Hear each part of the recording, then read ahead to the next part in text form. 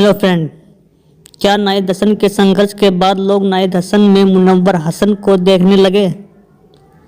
दिसंबर 2008 मरहूम मुनव्वर हसन का इकलौता बेटा जो ऑस्ट्रेलिया से ग्रेजुएशन कर रहा था और छुट्टियों में अपने घर आया हुआ था, उन्हीं दिनों पिता का साया सर से उठ गया और लाखों लोगों के मसीहा मरहूम मुनव्वर हसन दुनिया को अलविदा कह गए।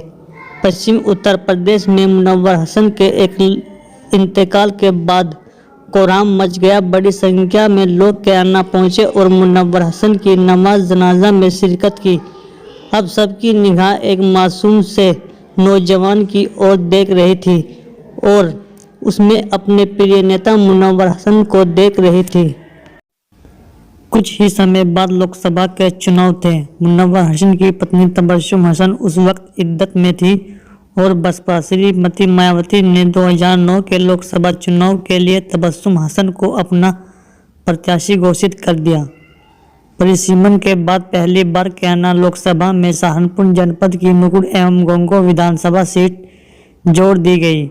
नाहिद हसन के उम्र कम होने की वजह से तबस्सुम हसन चुनाव लड़ी और चुनावी जिम्मा जो अभी तक ग्रेजुएशन भी नहीं कर पाया था, उनके सर पर आ गया। वही चुनौती भी गंभीर होती चली गई और सहारनपुर और शामली के दो मजबूत घराने से प्रत्याशी चुनाव मैदान में आ गए। जहां लंबे समय से कैराना विधायक रहे हुकुम सिंह भाजपा के टिकट पर चुनाव मैदान में आ गए, वहीं समाजवादी पार्टी से पूर्व केंद्रीय मंत्री रशीद मसूद के पुत्र शाहजहां मसूद चुनावी मैदान में आ गए।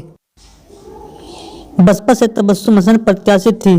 उस वक्त के सपा प्रत्याशी ने लाखों प्रयास किए कि किसी तरह से तबस्सुम हसन चुनाव हार जाए, लेकिन इस नौजवान ने अपनी माता की चुनावी जिम्मेदारी को निभाते हुए आगे बढ़ता रहा और अपने हर ध्रुव विरोधियों को हर कदम पर मात देता रहा। चुनाव संपन्न ऊपर नतीजे आ गए। तबस्सुम हसन कैराना लोकसभा सीट से चुनाव जीत गई और संसद में पहुंची। नाहिद हसन अपनी ग्रेजुएशन की पढ़ाई पूरी करने के लिए दोबारा ऑस्ट्रेलिया चला गया और जब वापस आए तो अपने सभी अरमान त्याग कर अपने वालिद साहब के सपनों को पूरा करने के लिए, लोगों की लड़ाई लड़ने के लिए वह राजनीति में सक्रिय हो गए और बहुजन समाज पार्टी ने उन्हें गोंगो विधानसभा सीट से प्रत्याशी बना दिया। लेकिन चुनाव से ऐन वक्त पहले उनका टिकट कट गया और नाहिद हसन ने एक बड़ा फैसला लेते हुए निर्दलीय चुनाव मैदान में कूदने की घोषणा कर दी। हर कोई उनके फैसले से चौंक गया, क्योंकि गोंगो विधानसभा सीट सहारनपुर की राजनीतिक राजधानी कही जाती थी, क्योंकि जिले के दो दिग्गज राजनीतिक घरानों गोंगो से ही ताल्लुक रखते थे। लेकिन नाहिद हसन ने यह नतीजे के बाद सभी को चौंका दिया और निर्दलीय प्रत्याशी के तौर पर यह लगभग 35,000 वोट उन्होंने हासिल की। यही लोगों ने नाहिद हसन में राजनीतिज्ञ दिखा और लोगों को नाहिद हसन पसंद आ गए। इसी वक्त उन्होंने समाजवादी पार्टी के राष्ट्रीय अध्यक्ष रहे मुलायम सिंह यादव के नेतृत्व में समाजवादी पार्टी ज्वाइन की और समाजवादी पार्टी ने उन्हें पहली सूची में कैराना लोकसभा सीट से प्रत्याशी घोषित कर दिया और उन्होंने यह चुनाव मजबूती से लड़ा और भाजपा लहर में लगभग 3,30,000 वोट हासिल की, लेकिन वह चुनाव नहीं जीत पाए। यह चुनाव नाहिद हसन की सियासी कैरियर का एक टर्निंग पॉइंट है, क्योंकि यहाँ से जो संसद चुने गए वह कैराना विधानसभा सीट से विधायक थे और उसके संसद चुने जाने के बाद कैराना विधानसभा सीट खाली हो गई। उनके बाद सपा ने नाहिद हसन को कैराना विधानसभा सीट से उपचुनाव में मैदान में उतार दिया और यह चुनाव नाहिद हसन जीत गए और पहली बार किसी सदन के सदस्य निर्वाचित हुए। वहीं 2017 में भी उन्होंने भारतीय जनता पार्टी की प्रत्याशी मृगांका सिंह को बड़े अंतर से हराकर दूसरी बार विधानसभा चुनाव जीता। उसके बाद हुकुम सिंह का देहांत हो गया और कैराना लोकसभा सीट पर भी उपचुनाव हो गया। उपचुनाव में सर्वदलीय मीटिंग में तबस्सुम हसन को सर्वदलीय प्रत्याशी घोषित किया गया और भाजपा ने हुकुम सिंह की बेटी मृगांका सिंह को मैदान में उतारा, लेकिन तबस्सुम हसन यहां से दूसरी बार सांसद निर्वाचित हुई।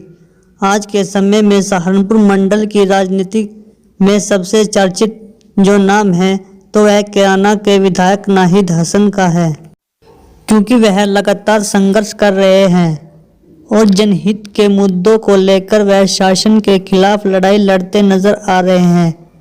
ऐसा कोई और नेता पश्चिम उत्तर प्रदेश में भी नजर नहीं आ रहा है, लेकिन नाहिद हसन की लोकप्रियता का ग्राफ इतनी तेजी से बढ़ रहा है कि हर राजनीतिक सोचने पर मजबूर है। हो तो भी क्यों ना, जनहित के हर मुद्दे में नाहिद हसन सबसे आगे नजर आते हैं। कोरोना महामारी में दौरे में लॉकडाउन में नाहिद हसन ने लगभग 50 लाख का राशन गरीब एवं असहाय लोगों में वितरित किया।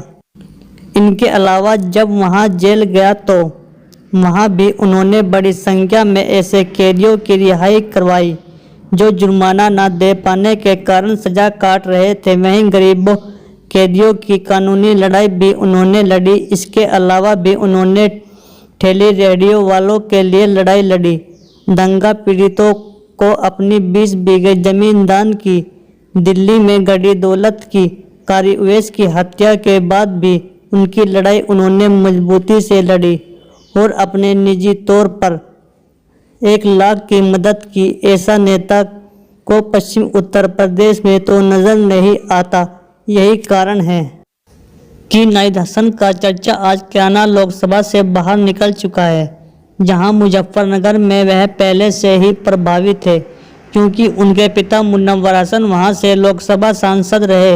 वहीं सहारनपुर की 7 विधानसभा सीट पर नाहिद हसन की भूमिका निर्णायक है। हर विधानसभा सीट पर उन्होंने बड़ी मेहनत कर रहे हैं और लोग उनसे बड़ी संख्या में जुड़ रहे हैं। हर कोई यही कह रहा है कि नाहिद हसन मुनव्वर हसन से भी अगली सियासत। हालांकि ना तो कोई दूसरा मुनव्वर हो सकता है और ना ही कोई दूसरा नाहिद हसन। इस बात से इनकार नहीं किया जा सकता कि समाजवादी पार्टी की सरकार में वह कैबिनेट मंत्री बनने के लायक है।